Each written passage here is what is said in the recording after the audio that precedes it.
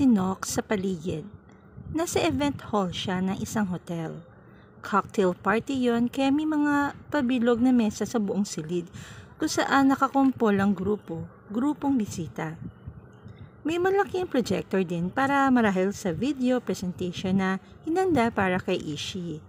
Hindi alam ni Knox kung paano siya napapayag ni Axevela na dumalo sa birthday bash ng dating kaklasing si Ishii na pinsan ni Jillian. Ang alam lang niya, tinamaan siya sa sinabi ni Axevela na magiging talunan na lang siya habang buhay sa paningin ni Jillian. So without thinking, he just wore his most decent semi-casual attire and dragged his cousins to the party. Hindi rin naman matitiis ni Knox si Ishii dahil 4 na taon niya ito naging kaklase sa college, kahit ito pa ang dahilan kung bakit niya nakilala si Jillian. Tinututor kasi ni Ishii si Jillian noon na mababa ang grades. Minsan, hindi matuturuan ni Ishii si Jillian dahil sa family emergency raw. Kaya pinakiusapan siya ni Ishii na mag-tutor kay Jillian. Doon sila naging malapit ni Jillian sa isa't isa, na nagtapos sa hindi magandang paraan. Sising-sisi si Ishii sa ginawa ni Jillian kay Knox.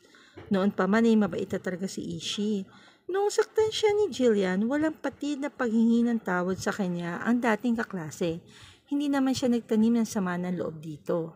Tuwa si Ishii na makita siya kanina na dumating. Mainit siya nitong tinanggap kasama ng mga pinsan niya.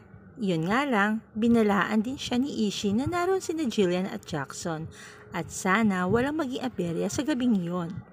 Nakako naman si Knox na walang dramang mangyayari. "Jude, what made you change your mind about coming here?" Tanong ni Miko sa kanya nang bumalik sa pwesto nila na may dala ng 2 baso ng scotch. Idabot nito sa kanya ang isa. Nagkibit-balikat si Knox. "Press release ko nang naka-move on na ako. Siguro kailangan ko ng panindigan." "Oh, so you mean this is some kind of a test? Na kapag nakita mo si Jillian at hindi ka na affected, saka mo lang mapapatunayan sa sarili mo na naka-move on ka na?"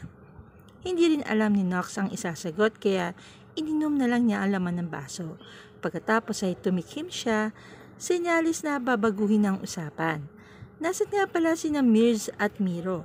Sumimangot si Miko. Si Mirz probably making out somewhere with her special friend. At si Miro naman, napakunot ang noo ni Miko. Come to think of it, at ang sabi niya ay may kadate daw siya ngayong gabi, pero hindi niya sasabihin kung sino. Itatanong sana ni Knox kay Miko kung sino ang kadate ni Miro pero bigla ay bumukas ang pinto ng event hall at niluwaraw na napakagandang si Jillian. Pakiramdam ni Knox ay lumukso ang puso niya. The past years had been really good to Jillian. Gone was the cute girl he had adored in the past. She was now a very gorgeous woman with curves in all right places. And shit, she looked really sexy and elegant in that little black dress of hers. It's hard to hate a bitch that beautiful, mahinang usal ni Miko. And Knox could not agree more. Pero mabilis din nawala ang paghangang naramdaman niya para kay Jillian na makita kung kaninong braso ito naka-ablisyete. Walang iba kundi sa kakambal nitong si Jackson. The bastard still had that arrogant smirk on his face. Nagtagis ang mga bagang ni Knox at naikuyong mga kamay. Naalala niya ang gabing ipinahiya siya ni Jackson matapos niya ipagtapat ang damdamin para kay Jillian. Kinunan pala ng video ng tantado na sabihin ni Jillian na hindi ito magkakagusto sa isang geek na tulad niya. At dinagdagan lang ni Jackson niyon nang ihayag ni Jackson na ang inuutulang siya ng kakambal nito para may tagagawa si Jillian ng mga assignment at proyekto. Ang mas malala pa, in-upload ni Jackson sa internet ang video kaya naging katatawanan siya noon sa eskwelahan niya at pati ang buong pamilya niya nag-alala sa nangyari.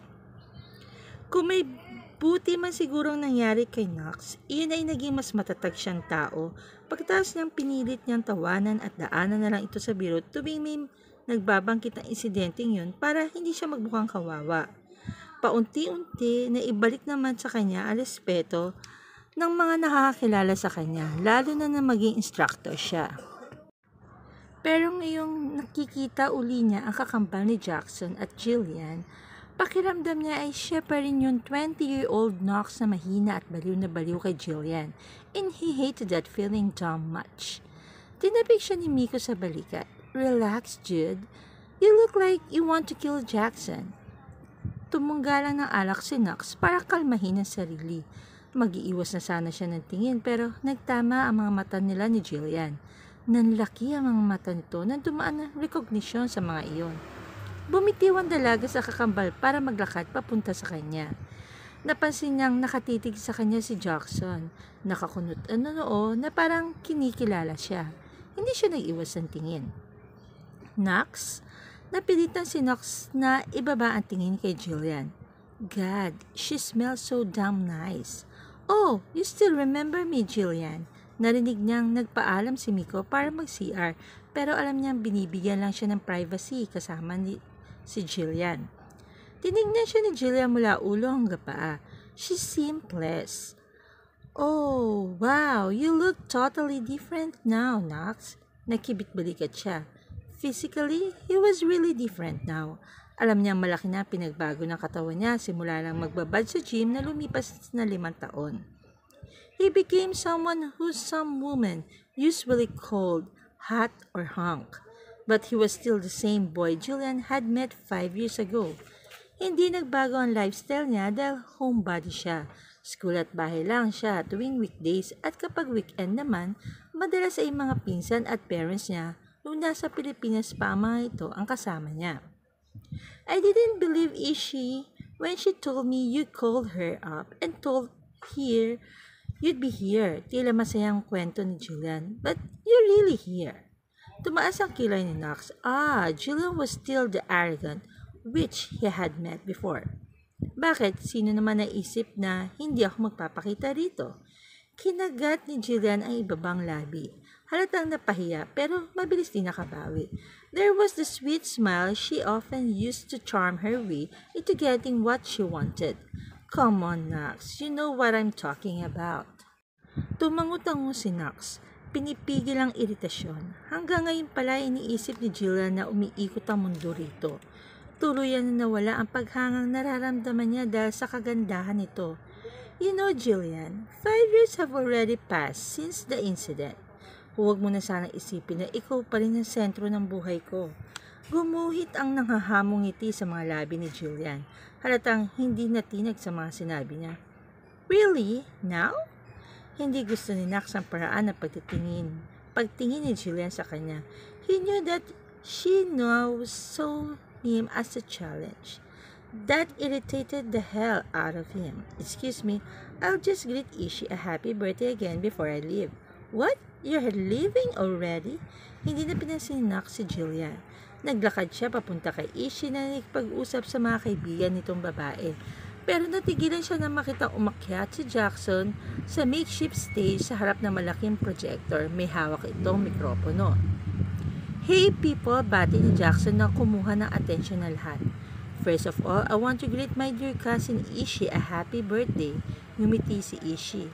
"Thank you, Jackson." Pinasadaan ni Jackson ang tingin ng mga tao sa event hall, kasama na si Knox, bago ito ngumisi at nagpatuloy sa sinasabi.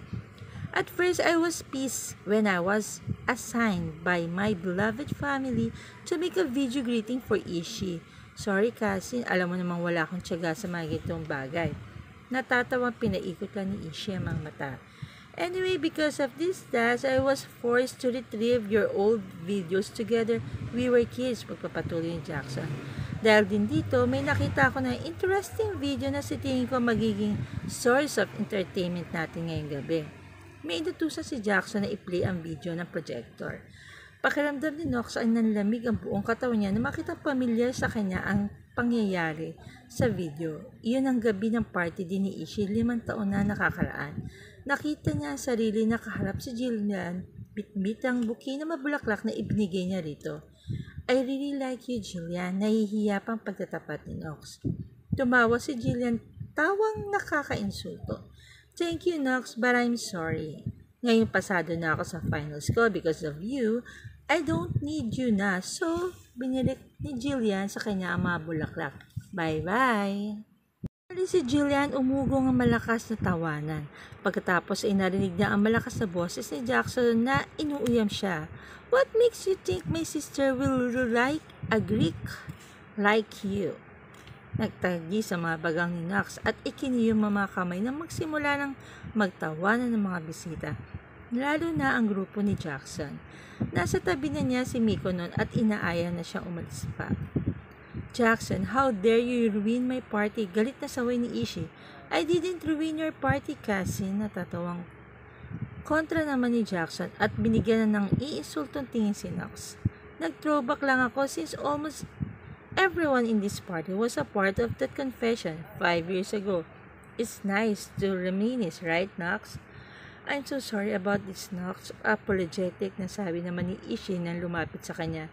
I invited you to my party because I really wanted you to be here. Hindi ko alam na gagawin ito ni Jackson. Ngumiti si Knox. Ito yung pinagpraktisan niya sa mga lumipas na taon. It's okay, Ishii. Since I'm now an educator by profession, sanay na ako sa mga tulad ni Jackson na immature. He's just like my student, pasaway at isip bata. Sa pagkakataong yun ay si Jackson naman ay naging tampulan ng tukso dahil sa mga sinabi ni Knox. Namula ang mukha ng lalaki dahil marahil ng pinaghalong pagkapahiya at galit. What did you just call me? Nang hahamong tanong ni Jackson. Eksaheradong bumutong hininga si Knox. He's really like an immature college student. Natawa ng mahina si Ishii pero nahimigan ni Knox ang kaba ng babae. Oh, stop it you two. This is enough entertainment for my party. Actually, Ishii, I was looking for you. Magpapaalam sana si Knox kung pwede kanyang kantahan. Nilingon ni Knox ang pinanggalingan ng boses at nagulat pa siya na makita si Axevela naka-ablisyete sa braso ni Miro. Wow, sabit ni Knox na isipin na makita kung gaano kaganda si Axevela sa suot nitong simpleng red top na napapatungan ng itim na leather jacket.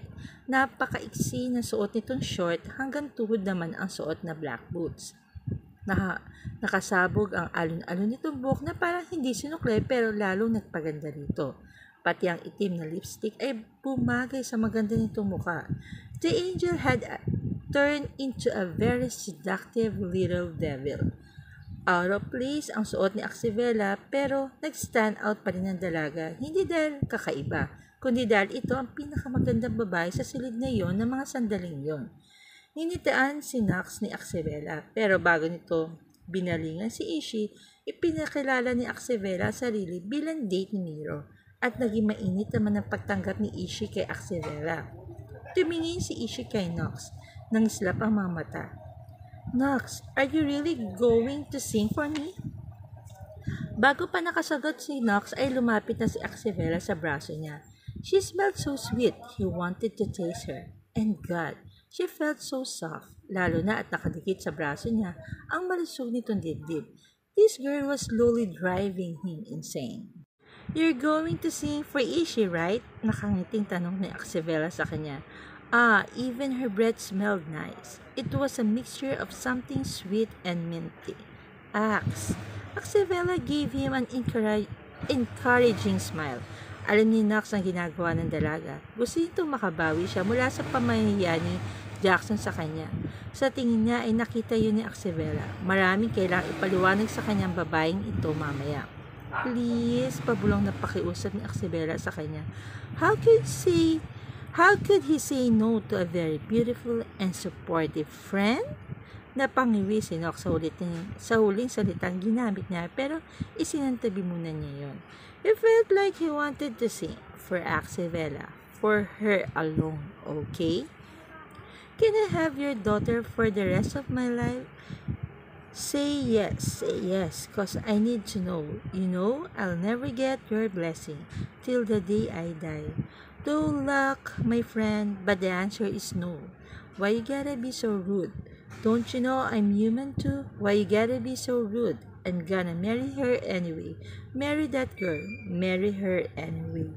Napangiti si Axevela habang pinapanood kumanta si Knox sa makeshift stage. Mukhang nakalimutan na ang mga bisita ang ginawa ni Jackson na pamamaya kay Knox. Kanina dahil paghanga na nakita niya sa mukha ng mga tao sa paligid. lalo na sa mga babae habang pinapanood at pinapakinggan si Knox na kumanta. Bakit naman hindi? Knox looks so hot at the moment. Nakarolyo na ang suot nitong long sleeve polo hanggang sa mga siko.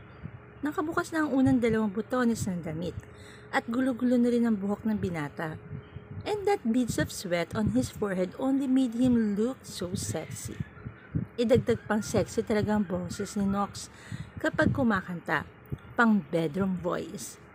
Mabuti na lang at nakumbinsi ni Axivela si Miro na gawin siyang date ito para makapunta siya sa birthday bash na yun. Nagkapalitan sila ni Miro ng numero noong nakaraan kaya natawagan niya ito. Pagdating nila sa party, nakita nila na i-play ni Jackson ng video ng pagtatapat noon ni Knox kay Jillian. Mabuti na lang pala at hindi kailangan ni Knox ng tulong dahil nagawa nitong gantihan si Jackson sa pinaka-witty na paraan. Sa totoo lang, pinilit niya si Knox na makasama roon dahil bukod sa nag-aalala siya sa binata, gusto rin niya makita ang kambal. Nilingon ni Axivela si Jillian na nasa harap ng stage. May hawak itong baso ng alak at titig na titig kay Knox. She saw lust and admiration in Jillian's eyes while watching Knox sing. Mukhang hindi siya nakilala ni Jillian kanina dahil ibang-iba na ang itsura niya mula sa nerd na may malalaking eyeglasses noon at manang manamit. Isa pa nang umakyat sa stage si Knox, ang binata na lang ang nakikita ni Jillian. Numisi si Axivela. Looks like you want Knox that badly right now, don't you, Jillian? A sly smile like that doesn't suit a lady with an angelic face like you. Muntik nang ipaikot ni Axivela ang mga mata sa banat na yun ni Jackson. Kung noon siguro nito sinabi sa kanya ang linya na yun, baka kinilig pa siya. With my black lipstick on, I'm surprised you still find me angelic. Lumapit na sa kanya si Jackson, almost invading her privacy. Hindi nito kailangan yumuko para magbasta ng mukha niya dahil matangkad siya at may takong din ang kanyang boots. Titig na titig sa kanyang mukong, halatang nagagandahan sa kanya. You're very beautiful, babe. Nagulat si Axivela sa pagiging prangka ni Jackson. At ang mukong mukhang hindi siya nakilala. Bumangon na matinding galit sa dibdib niya. Pagkatapos nito makuha ang pagkabirhen niya, ganun na lang siya nito makakalimutan agad. 3 taon pa lang naman ang lumilipas. Ganun pa talaga kalaki ang pinagbago ng physical niyang ano. She had only gotten rid of her eyeglasses and old-fashioned way of dressing. Hindi ka lang talaga ganun ka-importante kay Jackson noon, kaya nakalimutan ka agad niya. Mapait na sagot ng isang bahagi ng isip niya. Humugot na malalim na hininga si Axivela para kalmahin ang sarili. Are you hitting on me? You haven't even introduced yourself to me. Inilhad ni Jackson ang kamay sa kanya. Nakangisi ang mukong na parabang natutuwa pa sa pagtataray niya. Jackson Rivera, and you, my angel? Tinanggap ni Axivela ang pakikipagkamay ni Jackson. Minang uuyam ng ngiti sa mga labi niya. Bella, and for the record, I am a little devil on a mission of breaking men's hearts. Nakatulala si Axivela sa labas ng bintana. Nasa passenger seat siya ng kotse ni Knox na inilahad siya pa uwi. Tutal ay magkapit-bahay naman sila. Niisip ni Axivela ang reaksyon ni Jackson kaninang magkausap sila. Masakit isipin ng lalaking minahal na noon at pinagkalooban ng sarili ay hindi man lang siya namukhaan. Sa totoo lang, ibang pangalan na binigay niya rito kanina dahil ayaw niyang mapahiya rito. Iniwan niya ito nang dumating na si Miro, bit-bit ang inumin niya. Pwede rin sanang nagpakilala na lang siya para gulatin si Jackson pero hindi yun nasapat. Kailangan niyang makaganti pa. Ano pinag-uusapan ni Jackson Rivera kanina? Basag ni Knox sa katahimikan. Bumutong hininga si Axivela, saka binalingan si Knox. Wala naman. He was just hitting on me. Pinatulan mo naman, iritadong tanong nito. Selos ka naman, tanong niya. Sinulipan siya ni Knox. Be careful around Jackson, Ax. He'll break your heart. He already has. Umiling-iling na lang si Axivela. Enough about me. Ikaw, ano pinag-usapan niyo ni Jillian kanina? Nakita ko siya lumapit sa iyo pagkatapos mong kumanta. And she was in flirty mode while talking to you. Kung di ka pa hinila ni Mills, baka nilapa ka na ni Jillian At nagpalapa ka naman. Ni Nox at pabirong dinut-dutan noon niya. Tumigil ka nga. Tinapik ni Axibela ang kamay ng binata na mabilis nitong binalik sa manibela. Ano nga pinag-uusapan niyo? Bumutong hininga muna si Nox bago sumagot. She just gave me her number and asked me to call her up. Natawa si Axibela. Inaasahan na niya yun mula kay Jillian base sa nakita niya reaksyon nito kay Nox kanina. Jillian's into you now for real. Hindi ako interesado. Don't call her up yet. I will never call her up. Itinaas ni Axibela mga binti at niyakap ang mga yun. Bakit hindi mo subukan i-date si Jillian? You know, para pakita sa kanya na you're no longer gullible, na kayang-kaya mo nang makipaglaro sa kanya.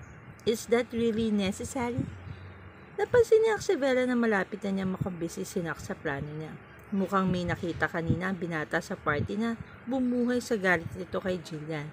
Ginamit niya pagkakataong yun para gatungan ng galit nito. Nox, nakita mo naman si Jillian kanina, di ba? Hindi pa rin siya nagbabago. Gusto ka niya ngayon dahil nagbago ka na. I'm sure she's up to no good again. Unahan mo na siya bago ka pa niya mabiktima ulit. Gumuhit ang pag-aalinlangan sa mukha ni Nox. I don't know, Ax. She gave him a reassuring smile and a light squeeze on the shoulder. Tutulungan kita, Nox. Nagkibit-balikat lang ito. Magana ang pakiramdam ni Axibela. Malinaw na malinaw sa isip na kung paano makakaganti sa kambal. Si Nox ang gagawin niyang pain kay Jillian at siya na ang bahala kay Jackson. Total naman, siya ang nakakilala sa mukong na yun. She would make sure that twins will end up broken-hearted after her game. Sa tulong yun ni Nox na walang kaalam-alam na magiging papel nito sa battle plan niya. Sorry Nox, I need to do this for us. We're here, anunsyo ni Nox nang nasa tapat na sila ng bahay ng parents niya. Nilingon siya ng binata. Should I greet your parents? Ano ba nilang umalis ka? Umaling si Axibela. Wala si ng mommy at daddy sa bahay. May sakit kasi si Lola kaya nasa probinsya muna sila para alagaan ng lola ko. Next week pa sila babalik. Sasama nga sana ako pero ayaw nilang mag-absent ako sa school kahit wala naman kaming ginagawa. Kaya pala malaya ka nakakapaglakwa siya ngayon ha. Natawa na lang siya. Thank you sa paghatid sa akin. Tumango lang si Nox. Sa kanyang pagkagulat, bumaba ito ng kotse at pinagbuksan siya ng pinto. Kaya ko na mabuksan niya gamit ang mga kamay ko, sabi ni Axibela pagbaba niya ng kotse. Nagkibit-balikat lang ang binata bago isinara ang pinto ng passenger side. Pinalaki kasi ako ng daddy ko na alalayan ng mga babae. Hindi dahil iniisip namin mahina kayo, kundi dahil ganito talaga kayo dapat tratuhin. Hindi naman nakakabawa sa pagkalalaki namin kung aalalayan namin kayo mga babae. Basta wag lang kayong masyadong ma-pride.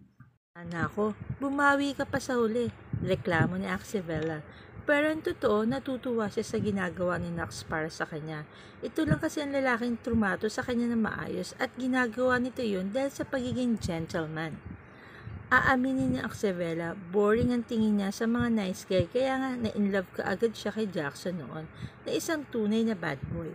Guwapo, maangas at medyo bastos.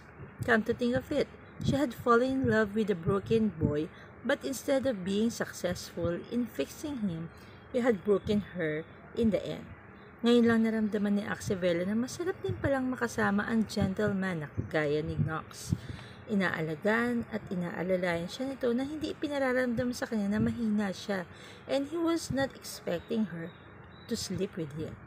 Somehow, it felt nice to be taking care of someone like Nox.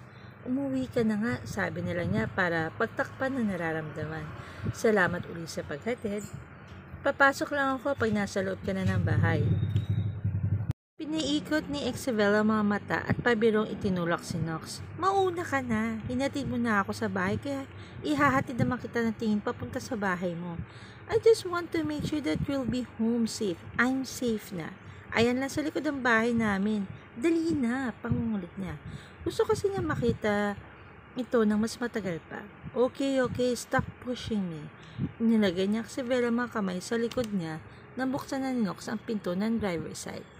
Nakaka-proud yung ginawa mo pagkanta. Ang gwapo-gwapo mo pa. Ah, thanks. Napabungis-ngis siya dahil namula ang mukha nito. Good night. Lumamlam ang mga mata ng binata. Good night. Pinanood ni Axevela si Nox mula sa pagsakay nito sa kotse hanggang sa pagbusina nito at pagbukas ng gate ng kasambahay at sa tuluyang pagsara niyo. When he was no longer inside, she felt a pull in her heart. Thank you, Nox. You're really good to me. Pasensya ka na talaga kung madadamay ka sa plano ko. Axevela, napasinghap si Axevela na may tumawag sa kanya at lalo siya nagulat na makita ang galit na anyo ni Brandon. Noon lang din niya napansin ang kotse nito na nakakubli sa madilim na bahagi ng bakanteng lote sa katapat na bahay. Anong ginagawa mo rito, Bran? 10 oras ng gabi ah. Ngumiti ito ng mapait habang naglalakad palapit sa kanya. 10 oras? Hindi ba't gitong oras mo naman talaga ako pinapupunta rito sa inyo para itakas ka? Napalunok si Axevela at nakaramdam ng takot na makita ang galit sa mga mata ni Brandon. Hindi nakakapagtakang pinapasok si Brandon ng guard sa subdivision dahil gaya ng sinabi ng pinata, pinapupunta niya ito sa kanila na ganong oras kapag magpa-party sila. Nasusuhulan ni Brandon ng gwardya. Nakalimutan niya sabihin sa gwardya na yon na wag nang papasukin si Brandon dahil hindi naman niya inakalang guguluhin pa siya nito matapos niyang tapusin ang relasyon nila noong nakaraang linggo pa. Bakit ka nagpunta rito? Pagtaray-tarayan ni Axevela para pagtakpan ng kabang nararamdaman. Nagpalit ka ng number. Hindi mo sinasagot ang mga message ko sa social media at ngayon naman makikita kita may kalandi ang ibang lalaki. Paghinanakit ni Brandon sa kainginuso ang bahay ni Nox. Sino yun? It's none of your business. Tinalikuran niya si Brandon pero hinatak siya sa braso at pinilit paharapin ito. Tinangka niyang bawiin ng kamay pero lalo lang siyang hinigpitan ng pagkakahawak sa kanya. Ano ba? Let me go. Not until you tell me who's the fuck that guy is. Is he your new boy toy? Nang uuyam na tanong ni Brandon sa ngumiti ng mapait. Is he better than in bed than I am? Nainsulto si Axevela sa sinagsasabi ni Brandon kaya naisampal niya ito. Namula ang pisngi na lalaki kasabay ng pagguhit ng galit sa mga mata at sa kanyang pagkagulat, sinampal din siya ni Brandon gamit ang likod ng kamay nito. Malakas yun kaya natumba siya sa kalsada. Pakiramdam pa niya umikot ang mundo. Nalasahan din niya ang dugo sa mga labi niya. Hindi tuloy siya sigurado kung narinig ba talaga niya na may tumawag sa kanya o nag-hallucinate lang siya. You bitch! Galit na sigaw pa ni Brandon. Hinawak siya nito sa braso at tinangkang hilahin patayo pero nabitawan din agad siya. Maya-maya lang humandusay na ang katawan nito sa sahig, duguan ang muka. Axe? Nang mag-angat at tingin si Axevela, sinumulubong sa kanya ang nag-aalalang mukha ni Nox na nakatalungko sa harap niya. Para marahil magpantay ang mukha niya. Nox, shh, you're safe now. She was about to say something but darkness suddenly enveloped her.